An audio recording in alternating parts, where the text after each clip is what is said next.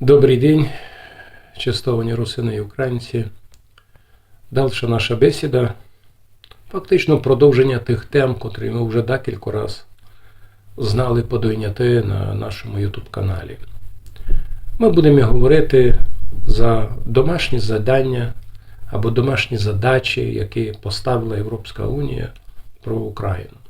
Ясне діло, перший раз за 30 останніх років, коли Україна має незалежність,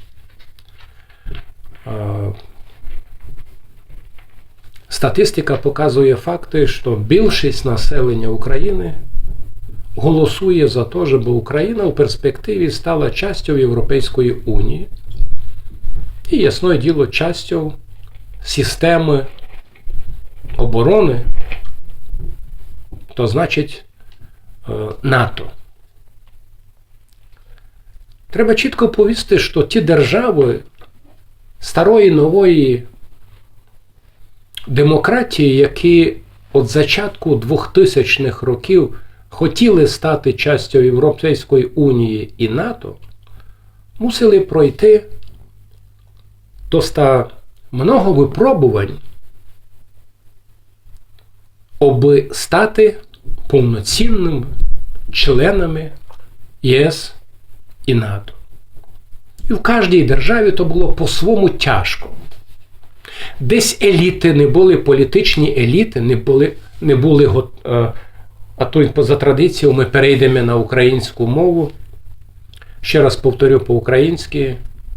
Ті держави старої нової демократії, які починаючи з 2000-х років отримали запрошення стати членами Європейської Унії та НАТО, і які дали згоду на це, де населення під час референдумів проголосувало саме за таке рішення, за такий вектор розвитку, вони мусили пройти багато і багато випробувань. У кожній державі це було по-своєму тяжко. Надзвичайно важкі завдання треба було виконати, щоб бути фактично готовим вступити в Унію, вступити в ЄС, бути частиною НАТО. Десь це було, наприклад, як це було в Словаччині, надзвичайно важливо було ромське питання. Питання дискредитації або дискримінації ромів, ми звикли говорити більше циган, і це питання треба було вирішити. Десь були тертя міждержавні, треба було зняти всі проблеми визнання суверенітету і територіальної цілісності сусідами цих держав. Десь були інші питання. Але жодна з тих держав не стала членом ЄС і НАТО, доки вона не виконала всіх цих завдань. Що ми бачимо сьогодні в Україні? Якось останніх півроку просто вал інформації в українській пресі, в українському інтернеті про те, що Україна ось-ось має стати членом Європейської Унії, про те, що Україна ось-ось стане членом НАТО. Україна має виконати багато завдань. І ці завдання, ми вже казали в одній з передач, це 7 завдань. Побороти олігархат. Ми це говорили. Олігархат в Україні – це знищення середнього класу. Весь середній клас проігнорував, власне, проголосував ногами. Він весь на Заході, починаючи з 90-х років. Стати частиною Європейської Унії – це треба вирішити проблему корупції. А вона надзвичайно висока в Україні. Це треба вирішити питання судів, незалежної преси.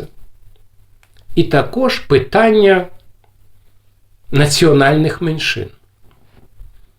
Зазвичай я кажу про русинів.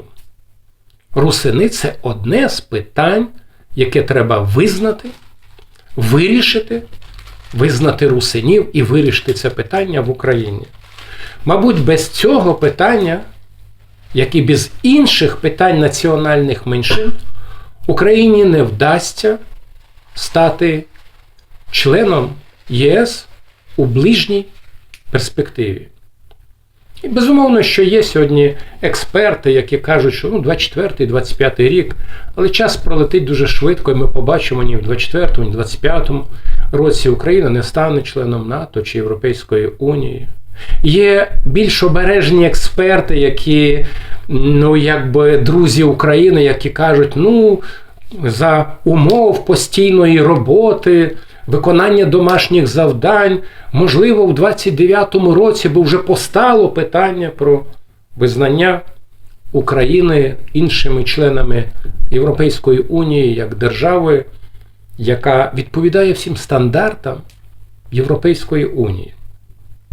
Але я бачу, що в Україні сьогодні є частина політичної еліти, яка дуже, як би це правильно сказати, поверхово судить. Наприклад, зовсім кілька днів тому послухав радіо НВ. Мабуть, це «Нове время», чи є така радіопередача, ефір, чи етер, як кажуть сьогодні українці, від 10 лютого 23-го року. І, як це зазвичай вже в Україні, як тільки мова зайде за угорців, моментально дискутанти переходять на такі негативні нотки, негативне відношення до Угорщини, до угорського народу, до угорської влади. І безумовно, що притчею во язицях є прем'єр-міністр Угорщини Віктор Орбан. Хоча треба чітко розуміти, що Віктор Орбан – прем'єр-міністр Угорщини. І за деякий час поміняється і прем'єр-міністр. Але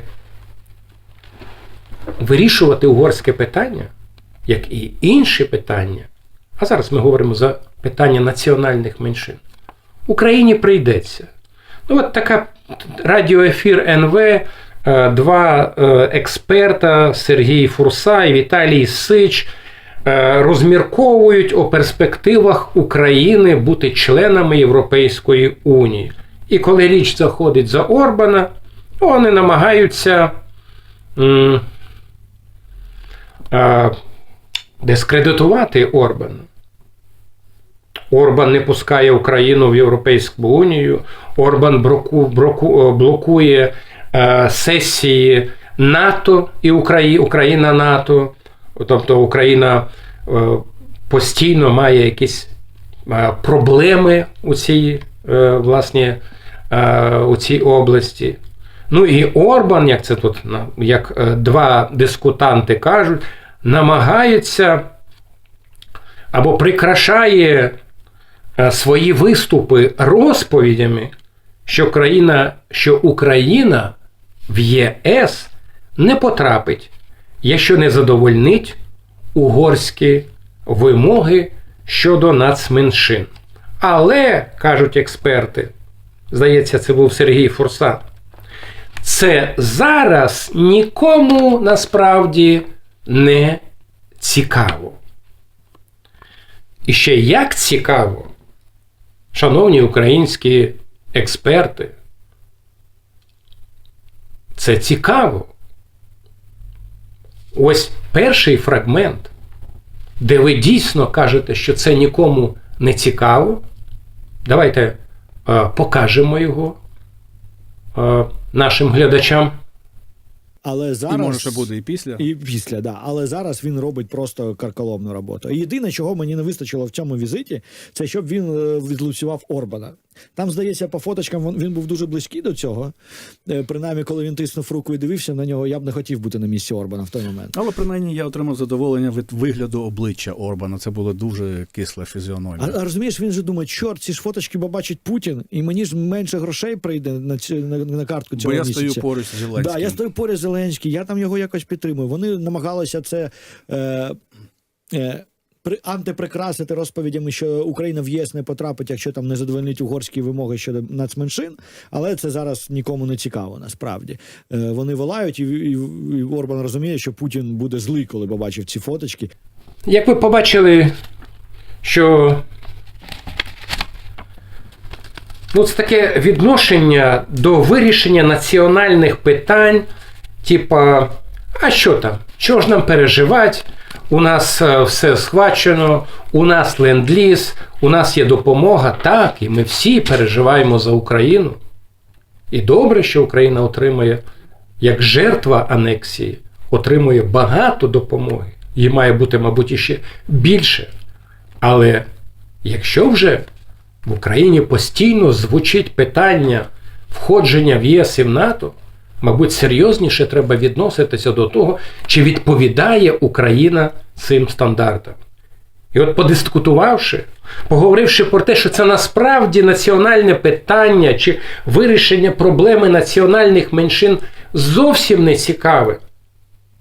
Ті самі дискутанти, для мене було це дивно, раптом подивилися на висновки експертів. А наскільки ж Україна відповідає стандартам входження до ЄС і НАТО? Ось другий фрагмент. Подивіться, Україна ще надзвичайно слабо стоїть. І ще дуже багато треба зробити. Вступу до Євросоюзу, бо оголошувати, підтримувати і символізм це дуже важливо, а важливо ще й виконувати дорожню карту. Тобто ти знаєш, що у нас було 7 пунктів, які ми мали там виконати для того, щоб розпочати оцю карту дій. І я подивився, і насправді в нас не такий та й великий прогрес, наскільки Україна готова до вступу в ЄС. Тобто, дивися, якщо брати 5-бальну систему, в нас зараз оцінка 2,16, тобто 2,1. Тобто ми виконали така, да? на 2 з плюсом, поки що наше завдання. Навіть не 3 з мінусом. На 2 з плюсом.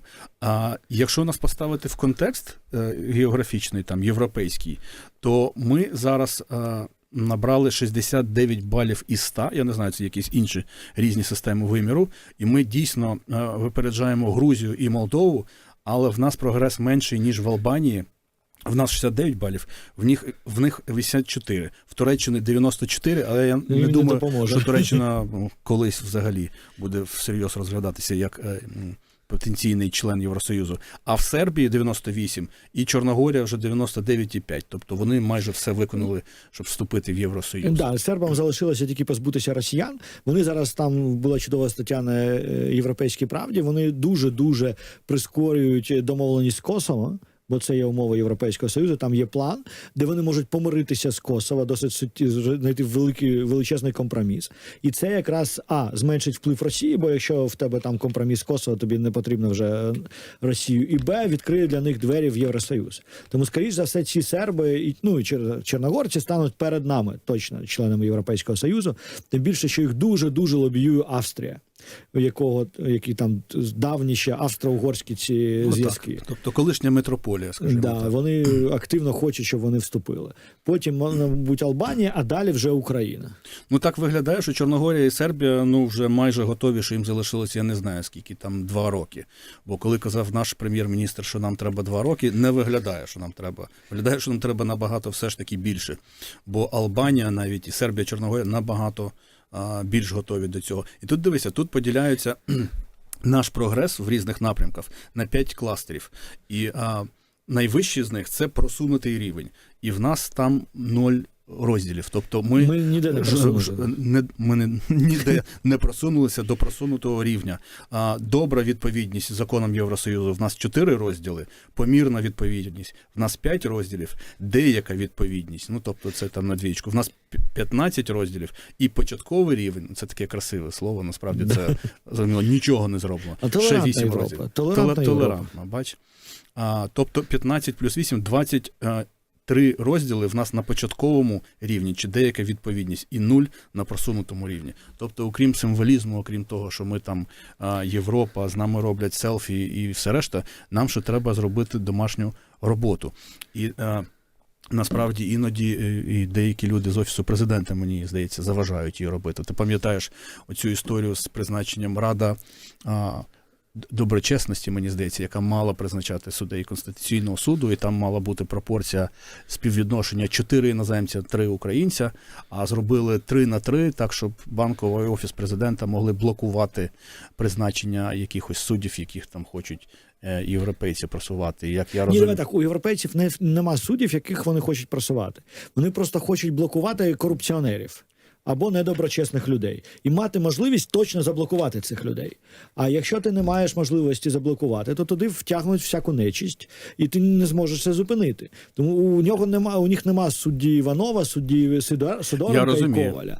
А просто так, як прозвучало, багато людей можуть подумати, в них є судді фаворит. Може, я невірно сформулював. Але тепер я так розумію, що виконавча влада в обличчі Офісу Президента залишила можливість там... але вони впливати на призначення Конституційного суду. Вони пообіцяли переписати це. Це ж серії, коли ми на шару поїли субстанцію. Да? Коли все було зрозуміло, що це не прокатить, але ні, ти все робиш, потім чорт не прокатило. І так з 2014 року постійно відбувається. Постійно. А може прокатить? Не прокатило. А може прокатить? Не прокатило. Але раз по раз все рівно підривається довіра. Це ж довіра дуже важлива. Вона виборюється зараз на цій лінії вогню, там, де Бахмут, там, де Солидар, кров'ю українських воїнів формується ця довіра. А і ось так от певні не дуже доброчесні особистості, прямо скажемо, руйнують. Так. Треба згадати, що в нас є не дуже великий прогрес у вступу ЄС 2 з 5, і є такі речі, як конституційна реформа, яка майже заблокована, і ми будемо сподіватися, що там у відповідність до рекомендацій Венеційської комісії це буде приведено. Як бачимо, Україні належить ще багато зробити для того, щоб стати повноцінною європейською державою. Ми всі раді будемо, якщо ці свої завдання домашні Україна виконає. І тому навіть сьогодні, хоча йде війна, хоча багато складнощів, труднощів, Україна має сьогодні думати і відповідально відноситись до того, що зроблено і що ще треба зробити на шляху до єС. У цьому відношенні, хоча я і не люблю цитувати деяких українських експертів, в тому числі пана Княжицького, який завжди висловлюється негативно по відношенню до русинської національної меншини. Але в якійсь мірі я згідний з тими словами, які він висловив в одній з своїх нещодавних статей. Україна не має випробувати терпіння європейців і намагатися пропхати до Європейського Союзу авторитарні тенденції і там далі, регулювання медіа під прикриттям євроінтеграційного закону. Треба виконувати рекомендації Венеціанської комісії, які не були виконані під час голосувань за цей закон про пресу. Люди думають, що можна стати членом ЄС, не виконуючи жодних європейських норм. Зараз дуже хороший час. Нас європейці підтримують і хочуть, щоб ми стали членами ЄС, як і всі ми. Ми не повинні випробувати їх терпіння. І під цим бажанням